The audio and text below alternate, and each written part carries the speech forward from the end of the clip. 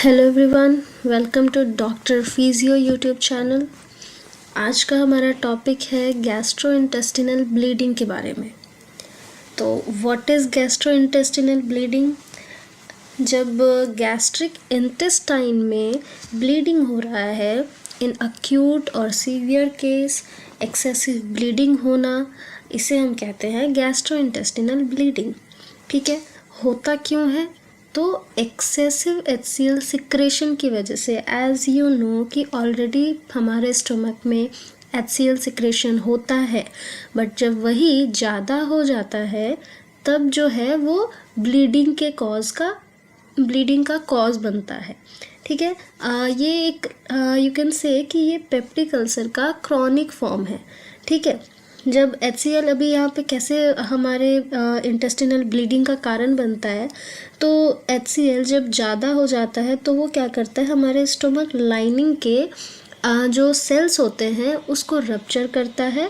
इसी की वजह से इंटरनल ब्लीडिंग होता है। जब वो सेल्स को रप्चर करेगा तो ऑब्वियसली ब्लीडिंग होना है। ठीक है, तो ऐसे HCl is related to GI bleeding. ठीक है, now we have acute upper gastrointestinal bleeding. अभी इसका भी रीज़न क्या है? तो मैंने बताया peptic ulcer is the reason, H pylori bacteria is the reason. So first of all you have to know what is peptic ulcer. So please आप एक बार वो देख के आना क्या है पेप्टिक अल्सर अच्छे से, तब ये समझ में आएगा। ठीक है, इसके और भी रीज़न्स हैं, जैसे ईसोफेजियल वेरिसेस होते हैं। ये क्या है? तो ईसोफेगस के वेन्स स्वॉलन हो जाते हैं, जिसकी वजह से ईसोफेगस स्वॉलन क्यों हो जाते हैं, ईसोफेगस के वेन्स क्यों स्वॉलन हो जाते हैं? तो सीवियर लिवर डिजीज़ की वजह से, सिरोसिस के बारे में आपको पता होगा, इसकी वजह से ईसोफेजियल वेरिसेस होता है, और ईसोफेजियल वेरिसेस की वजह से इंटेस्टिनल ब्लीडिंग होता है। ठीक है, अभी और भी रीजंस है, एसोफेजाइटिस होते हैं, गैस्ट्राइटिस होते हैं, मतलब ईसोफेगस में इन्फ्लेमेशन, गैस्ट्रिक में इन्फ्लेमेशन, तो इस सब की वजह से GI ब्लीडिंग होता है। ठीक है, हम अभी क्लिनिकल असेसमेंट देखेंगे कि GI ब्लीडिंग के क्या क्लिनिकल असेसमेंट है, मतलब कि हम किसी भी पेशेंट में क्या ऐसे सिम्टम देखेंगे जिससे हमें समझ में आएगा कि yes this patient is having GI bleeding. ठीक है, हेमाटोमेसिस है यहाँ पे, मतलब किसी को खून की उल्टी होना, इन अ रेड कलर, रेड खून की उल्टी होना, ये होता है पहला जो हम सिम्टम बोल सकते हैं। ठीक है, ब्लैक और कॉफ़ी ग्राउंड कलर भी होता है जब लेस सीवियर होता है। ठीक है, और भी सिम्टम्स हैं, जैसे ईजी में आपके पास है हार्ट बर्न के सिम्टम, वॉमिटिंग, नोजिया, हेमाटोमेसिस तो मैंने अभी बोला। ठीक है, हार्ट बर्न क्या है? हार्ट बर्न भी आप एक बार देख लेना, ये रहे, जब चेस्ट में या थ्रोट के एरिया में ऐसा बिटर टेस्ट आना, ये होता है हार्ट बर्न। रिजर्जिटेशन क्या होता है? मतलब कि आप आफ्टर मील, आपको जब आप ऐसा सोने जाए, बेंड करे या फिर कुछ भी हैवी लिफ्ट करे, तब क्या होता है कि आपको बैक फ्लो होना, बैक आना, उल्टी होना। ठीक है, ये होता है regurgitation and heartburn. Nausea, you already know what is nausea. Vomiting समझ में आ गया। ठीक है, यहाँ पे है एक सिनकोप। सिनकोप क्या होता है? Sudden loss of consciousness. अभी सडन लॉस ऑफ कॉन्शियसनेस कैसे होगा मैम? तो आपको पता है, अभी मैंने बताया हेमाटोमेसिस होता है। हेमाटोमेसिस मतलब कि लॉस ऑफ ब्लड होता है कहीं ना कहीं। अगर इतना क्या बोलते हैं, खून की उल्टी होगी तो ब्लड तो लॉस होगा, इलेक्ट्रोलाइट्स का लॉस तो होगा, फ्लूइड लॉस तो होगा। तो इस सब की वजह से क्या होता है? सिनकोप होता है। ठीक है, सिनकोप ही अगर क्रॉनिक केस चला जाता है तो न्यूरोजेनिक सिनकोप होता है, कार्डियोजेनिक सिनकोप होता है। जब न्यूरोकार्डियोजेनिक सिनकोप करके एक अलग टर्म है जिसमें रिफ्लेक्स मीडिएटेड फेंटिंग डिसऑर्डर भी होता है। मतलब कि पेशेंट में आपको बहुत ही ऐसा मोस्ट फ्रीक्वेंट देखने को मिलेगा कि जब भी पेशेंट ऐसा उठ रहा है अचानक से, तो उसको चक्कर आ रहा है, फेंट हो रहा है, गिर जा रहा है। ठीक है, तो ये होता है न्यूरोकार्डियोजेनिक सिनकोप। अभी हम सिनकोप कैसे रिलेटेड है हेमाटोमेसिस से, ये समझ में आया कि लॉस ऑफ ब्लड की वजह से, लॉस ऑफ इलेक्ट्रोलाइट्स की वजह से पेशेंट जो है उसका कॉन्शियस नहीं रह रहा है। ठीक है, यहाँ पे पोस्चरल हाइपोटेंशन भी है। यहाँ हाइपोटेंशन, पोस्चरल हाइपोटेंशन क्या होता है, सडन डिग्रेडेशन ऑफ बीपी कैसे लो हो रहा है, क्योंकि ब्लड का कमी ऑलरेडी है पेशेंट को। ठीक है, अभी बीपी कम होगा तो उससे ऐसा क्या असर कर जाएगा, जब ब्रेन को प्रॉपरली ब्लड नहीं मिलेगा वो होता है postural hypotension. Postural hypotension BP का कम होना, बीपी डिक्रीज होना एंड ब्लड फ्लो ब्रेन तक पहुंचने में कमी होना, ये होता है पोस्चरल हाइपोटेंशन। This is the second clinical assessment will do on the patient. ठीक है, next we have melena. Here you can see this is melena. Melena क्या होता है, तो ब्लैक टैरी स्टूल जो पेशेंट को दिखता है या हमें दिखेगा, अगर पेशेंट बताएगा कि डॉक्टर साहब हमें मेलेना हो रहा है, मतलब कि ब्लैक टैरी स्टूल है, फाउल स्मेलिंग स्टूल है, तो ये सिम्टम है हमारे जीआई ब्लीडिंग के। ब्लीडिंग मतलब कि आपका सवाल अब ये भी होगा कि ब्लैक रेड स्टूल ये सब कैसे आ रहा है। अभी आपको पता है कि जीआई ब्लीडिंग हो रहा है, मतलब कि पेट में ऑलरेडी ब्लीडिंग हो रहा है, तो वो ब्लड जाएगा कहाँ। ठीक है, वो ब्लड क्या करता है, हमारे पेट में जो डाइजेस्टिव एंजाइम्स होते हैं उस ब्लड को ऑक्सीडाइज कर देते हैं, उस ब्लड को डाइजेस्ट कर देते हैं। ठीक है, अभी वो ब्लड पेट से होकर के नीचे आएगा इंटेस्टाइन में फिर वो जो भी हमारे स्टूल होते हैं वो उसमें मिक्स करके वो पूरा का पूरा हीमोग्लोबिन वगैरह उसमें मिक्स हो जाता है और फिर वो ब्लैक टैरी स्टूल का फॉर्मेशन करता है। तो ऐसे जो है मेलेना का फॉर्मेशन होता है। ठीक है, मोस्टली क्या होता है हमारा, या तो जीआई ट्रैक्ट में ऑलरेडी जो ब्लीडिंग हो रखा है वो मिक्स होगा, और या फिर यहाँ haemorrhage from the right side of the colon. तो right side of the colon में मोस्ट ऑफ द टाइम हमें हीमरेज देखने को मिलते हैं। हीमरेज मतलब रप्चर होना। ठीक है, रप्चर होगा तो ब्लड आएगा, वही ब्लड क्या करता है स्टूल में मिक्स हो जाता है। दिस इज हाउ हम मेलेना का फॉर्मेशन देखते हैं। ठीक है, ये हो गया यहाँ पे क्लिनिकल असेसमेंट हमने देख लिया, हेमाटोमेसिस देख लिया, सिनकोप देख लिया, मेलेना देख लिया, पोस्चरल हाइपोटेंशन। ठीक है, तो अब आते हैं इन्वेस्टिगेशंस। एक बार हम देख लेंगे इन्वेस्टिगेशंस क्या क्या हैं। ठीक है, यहाँ पे बेसिक इन्वेस्टिगेशंस आप देख रहे हैं, फुल बॉडी काउंट है, मतलब कि सीबीसी होता है, कंप्लीट ब्लड काउंट हमारे पास है, रीनल फेलियर टेस्ट होता है, एलएफटी होता है, रीसियोसाइटेशन होता है, पीटी प्रोथ्रोम्बिन टाइम या फिर क्लॉटिंग टाइम हमें चेक करते हैं हम लोग पेशेंट में। ठीक है, तो ये सब हमारे बेसिक इन्वेस्टिगेशंस हो गए। यूरिया इलेक्ट्रोलाइट्स भी है, ये सब हम चेक करते हैं। ठीक है, ये हमारे बेसिक इन्वेस्टिगेशंस थे। अभी हम मैनेजमेंट देखेंगे एक बार। ठीक है, मैनेजमेंट क्या होता है, सबसे पहले हमारा रीसियोसाइटेशन देखना है। रीसियोसाइटेशन क्या है, intravenous crystalloid fluid should be given to raise the blood pressure. ठीक है, अभी हमारे पेशेंट का ऑलरेडी बीपी बहुत लो होगा, तो अब उस पेशेंट को क्या करना है, उसका बीपी नॉर्मल करना है। बीपी नॉर्मल करने के लिए हम क्या करेंगे, क्रिस्टलॉइड फ्लूइड देंगे। ठीक है, 500 ml बोलस के साथ हम क्रिस्टलॉइड फ्लूइड देंगे IV। अच्छा, कि ऐसे पेशेंट को हम ओरल कोई भी मेडिकेशंस क्यों नहीं देंगे, तो एक तो है कि एब्जॉर्प्शन बहुत फास्टर नहीं होता है जब हम ओरली कोई भी मेडिकेशन देते हैं, वही हम अगर इंट्रावेनस देंगे तो बहुत जल्दी बॉडी एब्जॉर्प्शन करेगा। ठीक है, एब्जॉर्प्शन प्रोसेस को जल्दी करने के लिए और पेशेंट को जल्दी असर करे वो मेडिकेशन, इसलिए हम IV की तरफ जाते हैं, ना कि ओरल कोई भी मेडिकेशन की तरफ। ठीक है, अभी आते हैं रीसोसाइटेशन पे, तो क्रिस्टलॉइड फ्लूइड देंगे ओवर लेस देन 15 मिनट्स। ठीक है, अनस्टेबल पेशेंट्स को। ठीक है, अभी नेक्स्ट है हमारे पास BT है, ब्लीडिंग टाइम देखते हैं। एंटी थ्रोम्बोटिक ड्रग्स है हमारे पास, एंटी थ्रोम्बोटिक ड्रग्स हैं जो हम एस्पायरिन हम देते हैं इस पेशेंट को। ठीक है, अभी हमारे पास हैं proton pump inhibitor. Proton pump inhibitor यहाँ पे थोड़ा सबसे ज़्यादा इम्पॉर्टेंट है, तो आप अच्छे से देखिएगा। ठीक है, प्रोटॉन पंप इनहिबिटर क्या करता है, जो हमारा बॉडी ऑलरेडी एसिडिक मीडियम में होता है, क्योंकि HCl का सेक्रेशन मैंने बताया ज़्यादा हो जाता है, ओवर सेक्रेशन ऑफ HCl। तो HCl क्या है, एसिड है, पेशेंट की बॉडी में ज़्यादा हो जाता है एसिड। तो प्रोटॉन पंप इनहिबिटर क्या करता है, उस एसिडिक मीडियम से बेस मीडियम में लेके जाता है बॉडी को।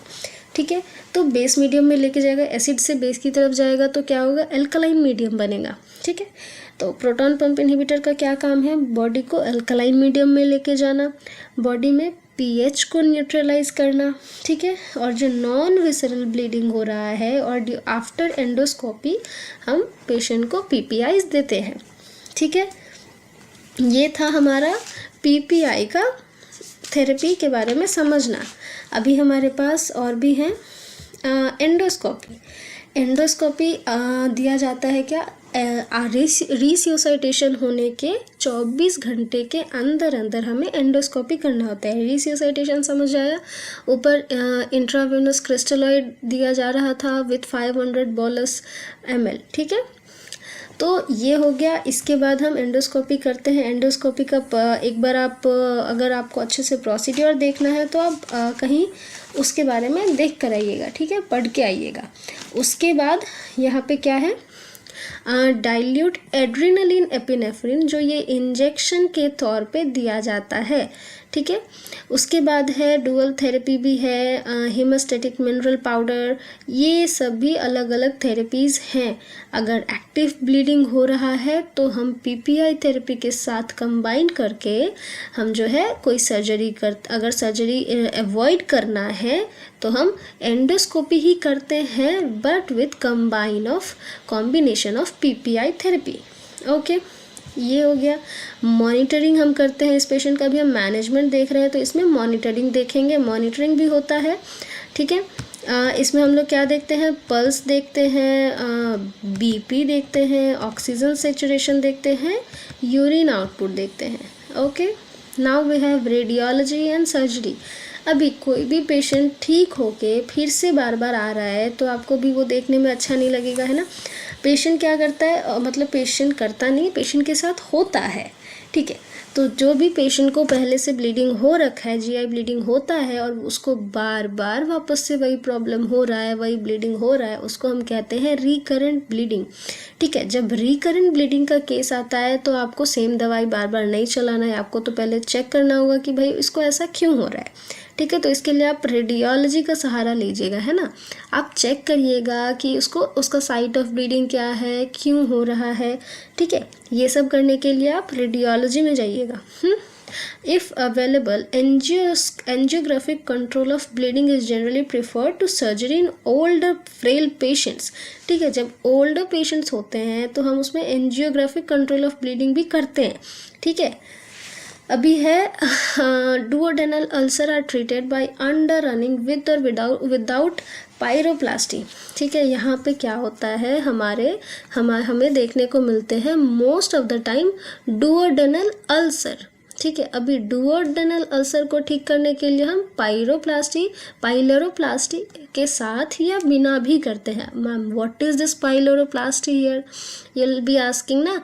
तो क्या है पाइलोरोप्लास्टी, जब कोई सर्जिकल प्रोसीड्योर होता है जिसमें हम पाइलोरस को वाइडन करते हैं ताकि गैस्ट्रिक को एम्प्टी कर सके और उसके बाद हम सर्जरी कर सके। पाइलरस क्या है, तो पाइलरस वो एरिया है जब हमारा स्टोमक जो है, स्टोमक का एंड जो डुओडेनम में अटैच होना है। तो स्टोमक जहाँ पे ओपन हो रहा है और डुओडेनम में जा रहा है, उस एरिया को हम बोलते हैं पाइलोरस। ठीक है, अभी अगर पाइलोरस एरिया जो है ब्लॉक हो जाता है किसी भी वजह से तो हमें वहाँ पे अल्सर हो जाता है, क्योंकि ऑलरेडी वहाँ पे ब्लॉक है, वहाँ से कोई भी चीज़ जैसे पास नहीं हो पा रहा है, अल्सर हो जा रहा है, तो इस सब की वजह से वहाँ पे ब्लीडिंग हो जाएगा। तो अब अगर हमें सर्जरी करनी है तो हमें पाइलोरोप्लास्टी करनी पड़ेगी, है ना।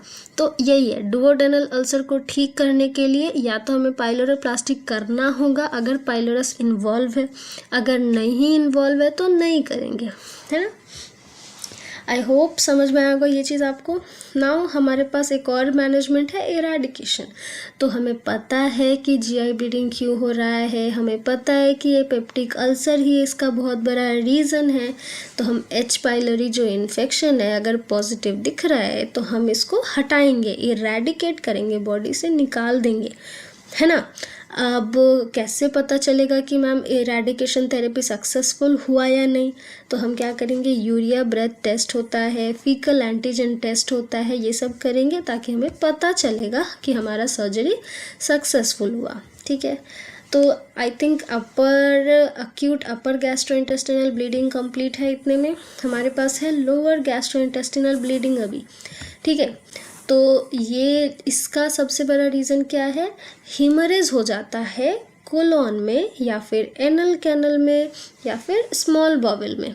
ठीक है, तो हीमरेज कैसे होता है, किसी भी ट्रॉमा की वजह से, रप्चर ऑफ द सेल्स की वजह से, या फिर वही HCl सिक्रेशन की वजह से हीमरेज हो जा रहा है कोलोन में और इसकी वजह से जीआई ब्लीडिंग होता है। ठीक है, अभी severe acute lower GI bleeding, इसमें क्या होता है, रेड और मरून डायरिया। ठीक है, रेड और मरून डायरिया, यहाँ पे 2 कलर क्यों है? तो रेड होता है जब अक्यूट लेजन होता है, अक्यूट लेजन में फ्रेश ब्लीडिंग होता है, रेड कलर। जब मरून डायरिया हो रहा है तो क्या होता है, ब्लैक और डार्क कलर का होता है, ब्लड क्लॉट होकर के स्टूल में मिक्स होकर के आता है। तो जब रेड हुआ तो अक्यूट लेजन, मरून हुआ तो क्रॉनिक लेजन। ठीक है, विथ हाइपोवॉल्मिक शॉक। अब तुमको पता होना चाहिए व्हाट इज़ हाइपोवॉल्मिक शॉक। जब भी हमारे बॉडी में loss of blood volume, loss बोले या फिर ब्लड वॉल्यूम में कमी बोले, जब ब्लड वॉल्यूम में कमी आ जाती है तो बॉडी हाइपोवॉल्मिक शॉक में जाता है ना।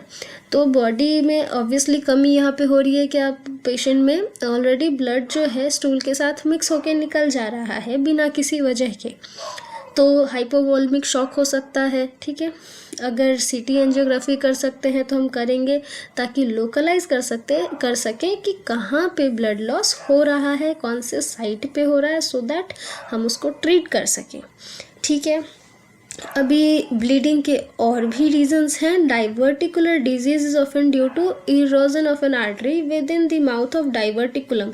What is this diverticular disease and diverticulum, है ना। तो डाइवर्टिकुलम क्या होता है या डाइवर्टिकुला, ये क्या होता है, ये कोलोन में हमारा जो कोलोन वॉल होता है वहाँ पे पाउच लाइक स्ट्रक्चर बन जाता है।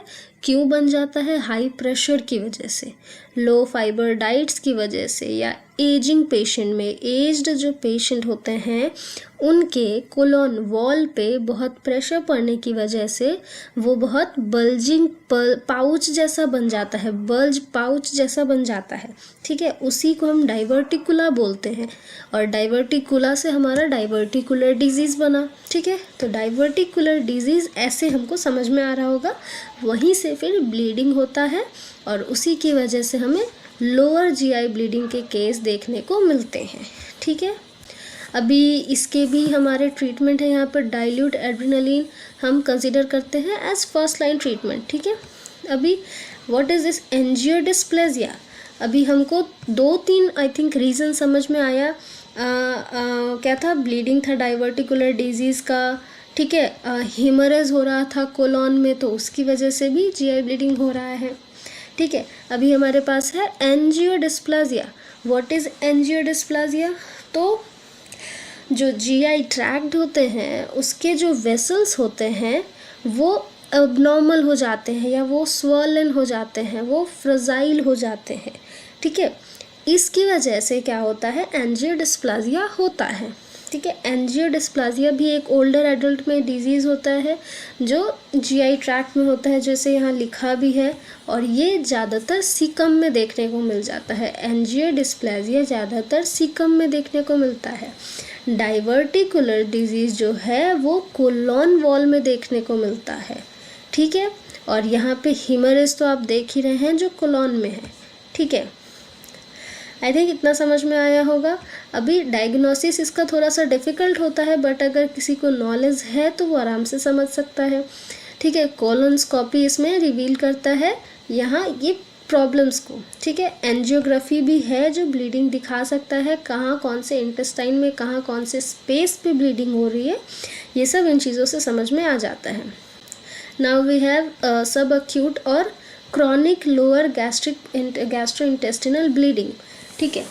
ये जो है किसी भी एज में ये हो सकता है। क्यों है ये? ड्यू टू हेमोरॉइड्स और एनल फिशर। अभी हेमोरॉइड्स क्या है, एनल फिशर क्या है? अभी आपके लिए एकदम लेमन लैंग्वेज में बोलूँ तो पाइल्स आपको पता होगा, कॉन्स्टिपेशन की वजह से या फिर किसी भी ऐसे प्रॉब्लम की वजह से स्वॉलन हो जाना, इन्फ्लेम्ड वेन हो जाना इन द वेनस या फिर लोअर रेक्टम में, ठीक है। उसकी वजह से क्या होता है? हेमोरॉइड्स आता है या फिर एनल फिशर होता है, ठीक है। क्रॉनिक कॉन्स्टिपेशन की वजह से, एजिंग या प्रेगनेंसी की वजह से, ठीक है, इस सब की वजह से हेमोरॉइड्स होता है। इसका सिम्टम्स भी है कुछ, जैसे ब्लीडिंग होता है during stool, defecation, during defecation bleeding होता है, डिस्कम्फर्ट होता है, स्वेलिंग होता है, ठीक है। तो जब भी, या फिर आपके डाइट में भी आप अगर बहुत ऑयली खा रहे हैं, ऑयली खाना ले रहे हैं, डाइट ले रहे हैं, तो आपको इसके चांसेस होते हैं, ठीक है। तो ये सब भी है रेक्टल ब्लीडिंग के कॉज, ठीक है, जीआई ब्लीडिंग के। आई थिंक इतना ही है जीआई ब्लीडिंग में, एंड आई होप मैंने अच्छे से समझाया होगा। If there is any doubt, please feel free to ask any question in the comment section. Thank you everyone. We'll meet in the next video.